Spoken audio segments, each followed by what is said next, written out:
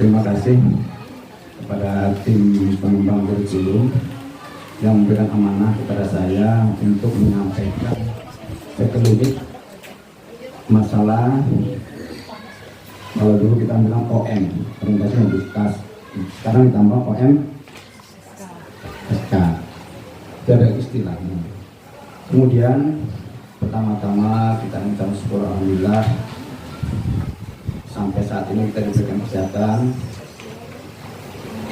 Salawat dan salam disampaikan dari junjungan Nabi SAW yang telah memberikan contoh suri teladan hingga sekarang. Kemudian saya berdiri di sini sesuai amanah yang diberikan pada saya, mungkin tidak pada tempatnya karena kita sama-sama belajar. Yang pertama, yang kedua, seandainya ada kekurangan, kalau ada yang lebih silakan ditambahkan. Kemudian ada yang salah silakan dikoreksi. Kemudian mohon maaf sebelumnya kalau ada kata-kata mungkin barangkali yang harus saya sebutkan tetapi tidak pantas disebutkan tapi harus disebutkan. Mohon maaf sebelumnya ya. Ya seperti contoh sekarang alat vital. Untuk tahu kita sebut alat vital perempuan laki-laki berbeda ya.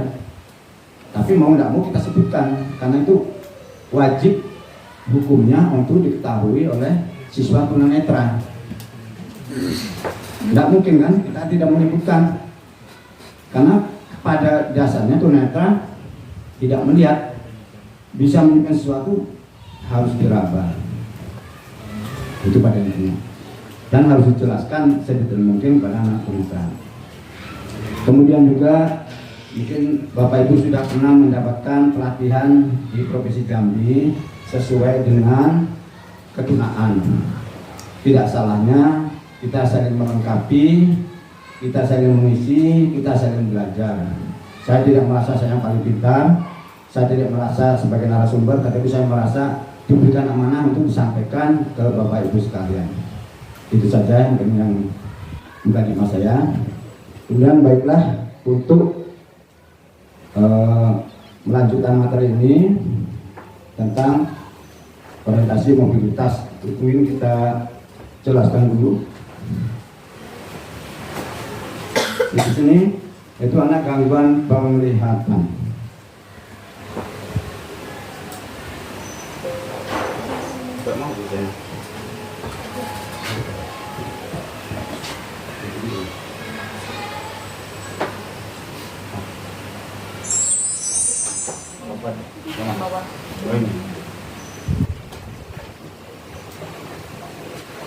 Itu definisinya gangguan penglihatan, adanya kerusakan penglihatan walaupun sudah dilakukan perbaikan masih memulai prestasi belajar. Itu pendapat dari Mangunsong 2009. Kemudian yang kedua, individu yang indera penglihatannya atau kedua-duanya tidak berfungsi sebagai saluran penerima informasi dalam kegiatan sehari-hari seperti halnya orang dewasa.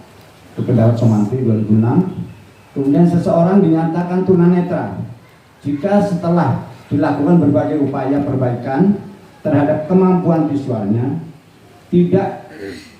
ternyata ketajamannya visualnya tidak melebihi 20/200 atau setelah dilakukan berbagai upaya perbaikan terhadap kemampuan visualnya ternyata pandangannya tidak melebihi 20 derajat.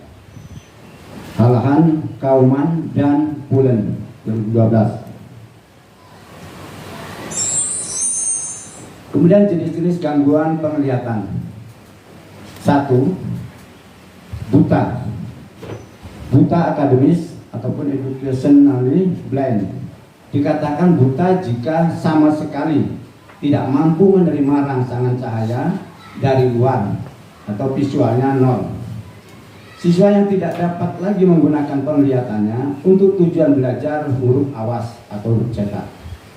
2. Melihat sebagian atau kurang awas atau disebut low vision.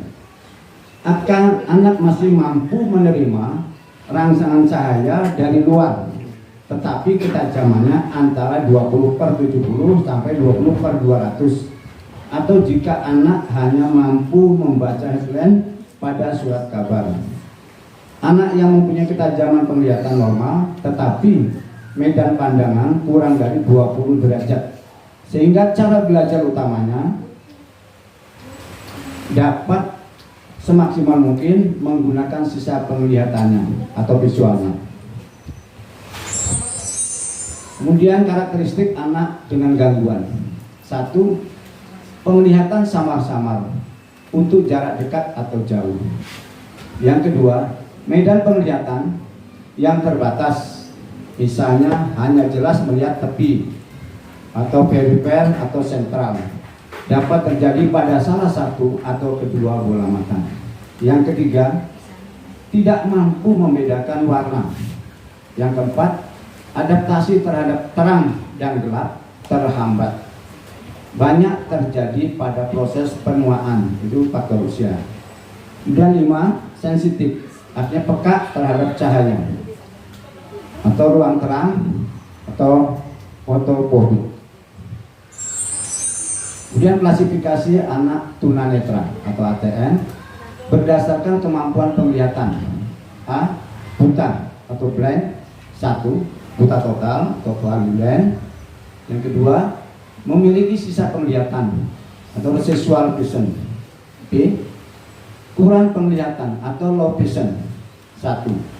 Hanya dapat membedakan terang dan gelap atau light perception. 2. Mengetahui perubahan cahaya dan sumber cahaya atau light projection. 3. Penglihatan samping peripheral vision. 4. Penglihatan bercak, pengamatan terhadap objek pada bagian-bagian tertentu yang tidak terlihat. Berdasarkan ketajaman penglihatan atau pesus. A. Tingkat ketajaman 20 per 20 feet atau 6 per 6 meter sampai 6 per 16 meter, tergolong tunanetra ringan. B. Tingkat ketajaman 20 per 70 sampai 20 per 200 feet atau 6 per 20 meter sampai 6 per 60 meter, tergolong atau low vision. C. Tingkat ketajaman 20 per 200 feet atau 6 per 60, tergolong tunanetra berat. D. Tingkat ketajaman penglihatan 0 atau total.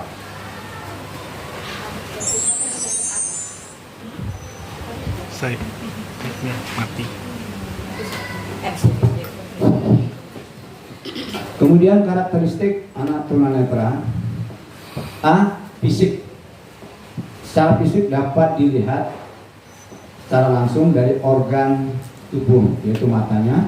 Secara anatomi,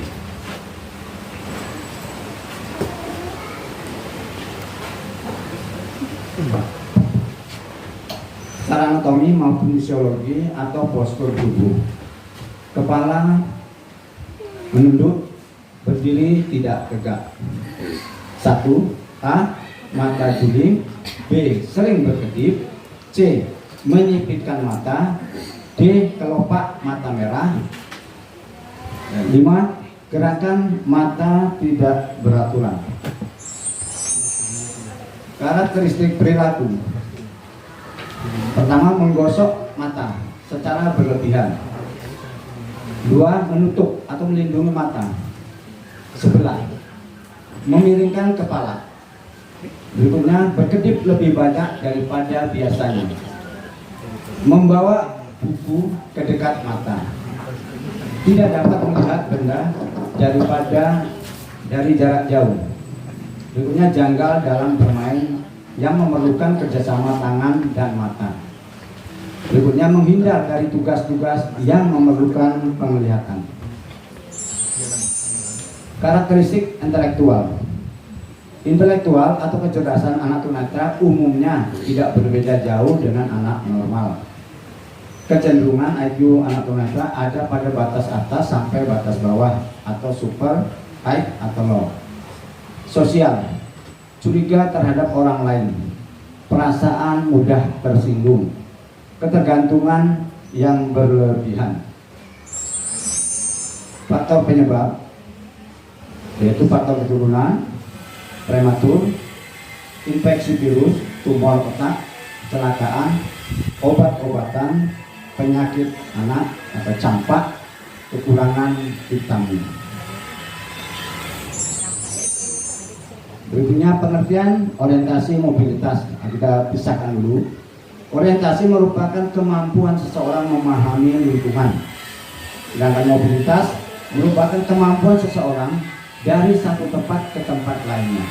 Jika digabungkan orientasi mobilitas adalah kemampuan seseorang memahami lingkungan dengan berpindah tempat dari satu tempat ke tempat lainnya. Latihan untuk menggunakan indera-indera yang masih dimiliki untuk mengenali lingkungan dan bergerak secara leluasa dan aman dengan menggunakan alat atau cara-cara tertentu. A. Mengenali posisi atau keberadaan dirinya dalam satu lingkungan serta hubungannya dengan objek-objek lain yang ada di lingkungan tersebut. B. Bergerak atau berpindah tempat dari satu posisi atau tempat ke posisi tempat yang lain secara cepat dan aman. Kemudian metode mobilitas untuk anak tunanetra. A. Bergerak berjalan dengan pendamping awas. B. Bergerak atau berjalan sendiri tanpa alat bantu. C. Bergerak atau berjalan sendiri dengan alat bantu tongkat. D. Bergerak atau berjalan sendiri dengan bantuan anjing penuntun atau guide dog. E. Mobilitas dengan bantuan alat elektronik. Dengan alat bantu dalam berkomunikasi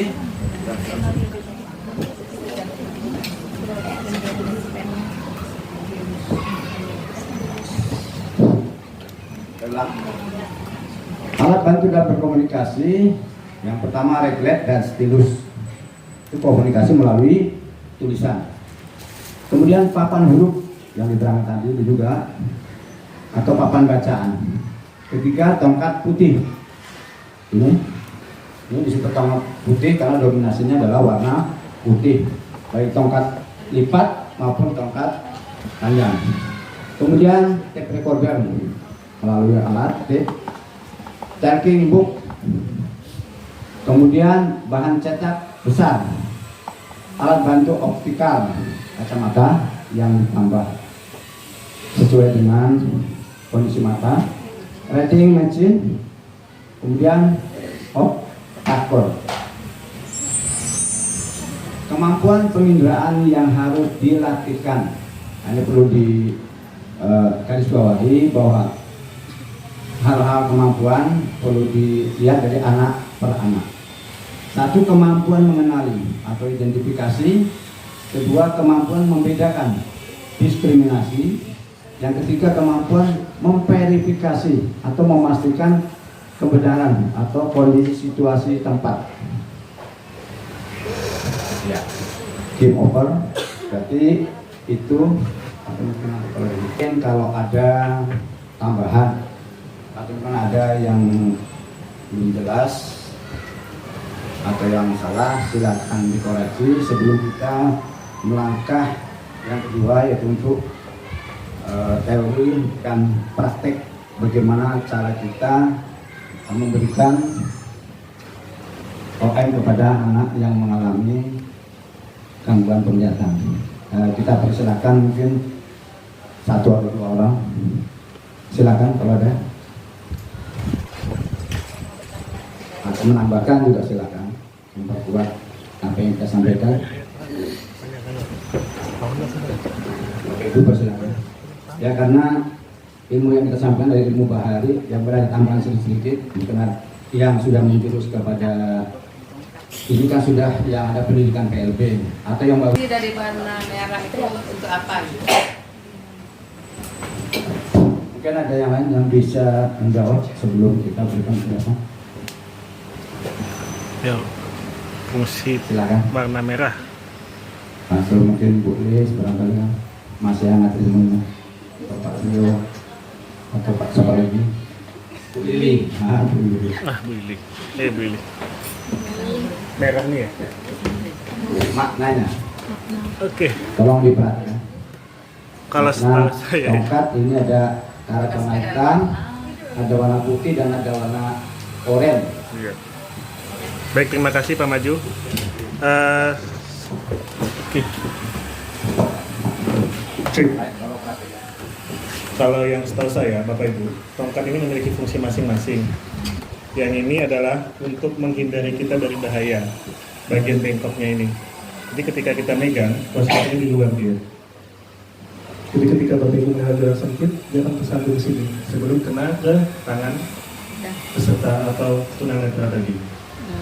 Yang ini adalah handlingnya, pegangannya, sifatnya karet, supaya apa? Dia pegangannya bisa mengikat dengan baik. Lalu putih ini adalah bagian dari tongkatnya.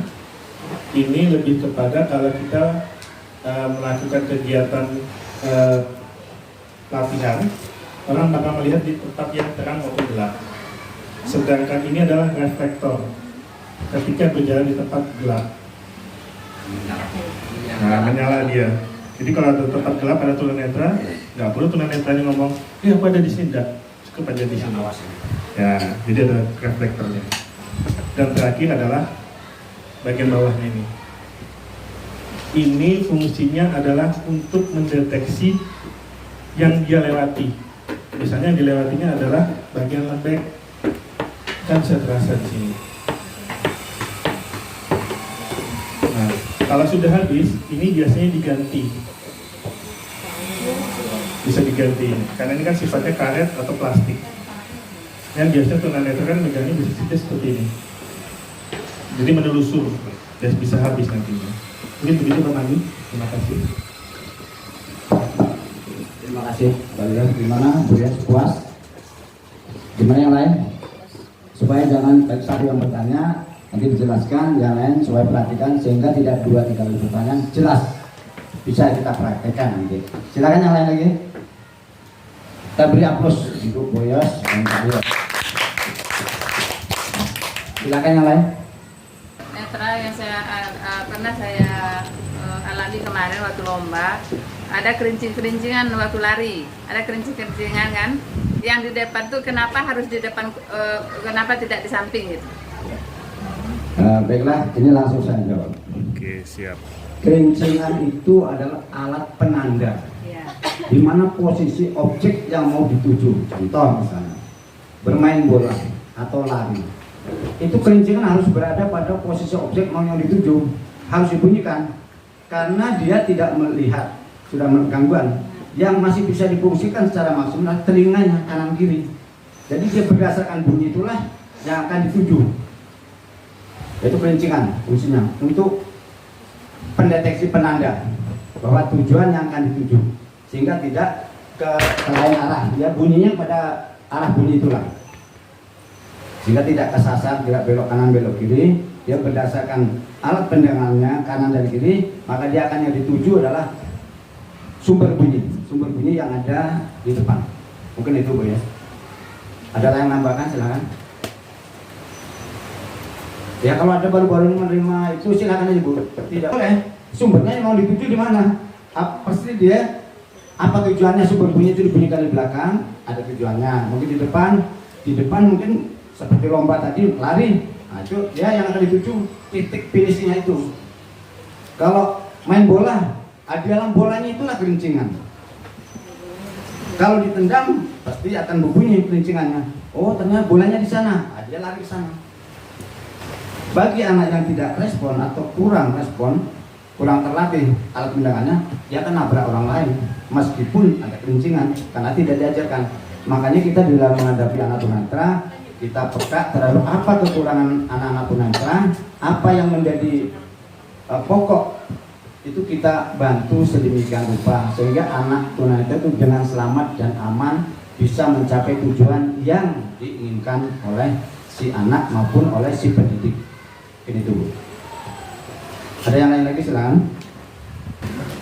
Assalamualaikum warahmatullahi wabarakatuh. Waalaikumsalam warahmatullahi wabarakatuh. Pak, saya mau tanya, kan kita memiliki dua jenis tongkat. Yang pertama itu yang punya lengkungan nih. Nah, yang satu lagi itu yang lurus. Nah, yang punya lengkungan itu kan, lengkungan itu berfungsi untuk mengetahui yang ada di samping lengkungan itu bakalan mengenai benda yang ada di samping terlebih dahulu. Nah, sedangkan yang lurus itu gimana, Pak? Maksudnya fungsi ini ya? Kan nggak ada Ada yang lurus, lengkungannya ada itu. bengkok. Oh iya. Kalau yang bengkok Sebenarnya kan ada. mempunyai kapasitas masing-masing. Kalau ini tadi kan sudah dijelaskan oleh Pak Yo, bahwa ini adalah untuk menghindari hal-hal yang berbahaya bagi tubuh si anak. Kemudian ada juga kalau misalnya suci sudut ya, terutama ini bisa mengait penisum. Kita sudah tahu duluan, sehingga dia akan mundur, akan bergeser. Sedangkan pada tongkat luring apa? Ya fungsinya sama saja, tapi ini dipegang rata. Jadi tidak seperti yang bengkok, jadi seperti ini. Jadi yang difungsikan yang luring, otomatis bagian yang kita ketukkan di lantai. Nih. Jadi kalau misalnya ini jalan seperti ini, nah ini gunanya ini. Ini tetap begini, tetap berada pada dalam, makanya ada tali di dalam telapak tangan. Seandainya dia tersodok ke depan, tapi ini ada plastik karetnya, tidak tajam. Tidak tajam. Ini sama aja. Kemudian ini tongkatnya ada beberapa macam. Ini mungkin untuk orang dewasa, ya karena panjang. Ini saya kira tahun 80-an sudah ada. Dan saya lebih suka tongkat ini, lebih kuat. Ini 10 tahun aja belum habis. Tapi kalau tongkat yang sekarang, kebanyakan plastik fibernya ini palsu. Banyak plastiknya. Ini bisa pecah. Sebentar pun kalau kena ini tergeser-geser bisa pecah. Kalau ini fiber, asli fiber, cukup lama. Kemudian juga ini sama punya iridium. Jadi kalau malam juga terlihat. Cuma iridium yang ini kurang pas menurut saya. Lebih baik iridium yang ini menyala dalam malamnya pun lebih bagus ini daripada ini. Ya. Baju orang kerja malam Orang Pertamina. Tidak orang Pertamina aja Pak. Orang yang kerja di mana-mana yang kerjanya berat, mesti helm pakai ini, bajunya pakai ini, supaya terlihat kalau malam. Kalau lampunya redup akan menyala ini. Siap. Kemudian juga tongkat ini kan kalau untuk anak-anak biasanya agak lebih pendek ada. Sama ini pas untuk anak-anak. Pendek. Ada dua macam. Ada untuk orang biasa dan untuk anak. Ini tongkat lipat. Tongkat lipat punya kegunaan yang praktis. Jika dia tidak memerlukan, ini dilipat. Ini Kalau di kantongan. diikat nih, bisa dimasukkan kantong. Dia kalau seorang tunanetra yang sudah pas OM-nya, tanpa tongkat pun dia sudah bisa dilepas. Tapi nanti kita jelaskan selanjutnya. Ya, ini kita jelaskan detail awalnya dulu, ya, dasarnya dulu. Mungkin itu boleh. Apa ada kata lain? Mungkin ada tambahan yang sekarang barangkali. Tapi fungsi badannya sama. Kalau ini tadi adalah ke samping, di dalam telapak tangan. Jadi kalau saya kesodok, tetap akan mengenai telapak tangan dulu. Tidak mengenai yang saya sebutin alat vital. Nanti kita jelaskan di alat vitalnya. Ya, silakan Gus kalau ada tambahan. Yang lain, yang lain Ya. mau nanya lagi Pak. Oh lagi ya, silakan. Silakan Bu. Jika anak tunanetra itu datang ke sekolah tidak mempunyai tongkat, nah otomatis teman yang akan membantu. Nah posisi teman yang tepat itu untuk membantu anak tunanetra itu gimana ya Pak? Nanti kita lagi ke situ. Ini baru dasarnya dulu. Nanti berurut ya biar enak kan. Catat dulu. Pertanyaan plus yang kedua belum. Ya silakan. Sudah ya. Sudah kira. Ke Bu Saina. Izin bertanya Pak, terkait dengan pembelajaran menggunakan tongkat. Seandainya siswa itu bukan tunanetra total tapi masih punya sisa penglihatan, apakah masih harus diajarkan penggunaan tongkat atau tidak perlu lagi Pak diajarkan tongkat? Jadi kita ajarkan mandiri saja gitu untuk dengan lingkungannya. Itu kira-kira bagaimana ya Pak? Terima kasih pertanyaannya, bagus sekali bahwa itu pratongkat berarti ya. Kalau anak lopisan biasanya tidak mau, mayoritas itu tidak mau baca braille nggak mau. Ya pasti akan menuju yang mudah yaitu huruf besar. Maksudnya bukan huruf besarnya, huruf cetaknya itu yang ditebali. Seperti contoh kita dulu Andro, Sandi. Itu kalau sudah kita ajari braille, itu seminggu bisa nggak masuk. Braille kita sekali dua kali, seminggu atau 2 minggu nggak masuk. Karena dia malas, merasa dirinya masih mampu. Tetapi kita sebagai pendidik wajib hukumnya untuk mengajarkan braille dan OM. Kenapa? Boleh. Itu rata-rata orang yang mengalami seperti itulah ekonominya menengah ke bawah. Jarang sekali yang menengah ke atas, tapi ada, bukan tidak ada ya, ada.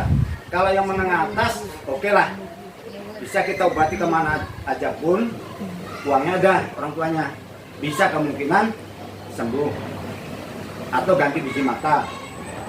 Nah, itu alternatif, biji mata bisa sembuh seperti awas. Tapi kalau menengah ke bawah, walau rata-rata dia tambah parah, bukan tambah sembuh matanya, tambah parah. Ya, karena kurang perhatian daripada orang tua. Sandi itu beberapa kali sudah operasi yang terakhir itu oleh dokter rumah sakit sampai ya katakanlah mungkin bosan terus di bahwa kalau sudah ini ya ACC suruh operasi ke Palembang. Ketika itu konfirmasi dengan kita, ya silakan dibawa. Anaknya kebetulan takut karena sudah pernah operasi matanya itu. Jadi setelah itu, sekarang ya mungkin tidak begitu dilayani lagi karena sudah dikasih rekomendasi untuk operasi di Palembang. Memang operasi itu kalau operasi biaya sendiri. Gimana caranya dia mengenali kawan-kawannya sekitar Iya. yang caranya? Ya, baik. Langsung saya jawab. Pertama, karena kebiasaan bergaul. Yang kedua, karena suara. Mengenali dari suaranya. Iya, suara. Karena sudah, misalnya Pak Iksan hari-hari bergaul dengan Ardi. Itu netra. Dia otomatis kenal suaranya. Bahkan bau keringatnya pun bisa menandai. Jadi kalau Bapak ketika itu dengan keringat kita itu ditandai dengan Pak Yunijan, Bungo. Ini Bapak, ini tanjap. Itu bau keringatnya bisa lewat tuh, tahu. Apalagi kalau kita ibaratnya sering bercakap, suara itu ditandai. Suara. Pokoknya suara, bau keringat kita atau parfum yang biasa kita pakai, kemudian dipengaruhi karena pergaulan hari-hari. Itu yang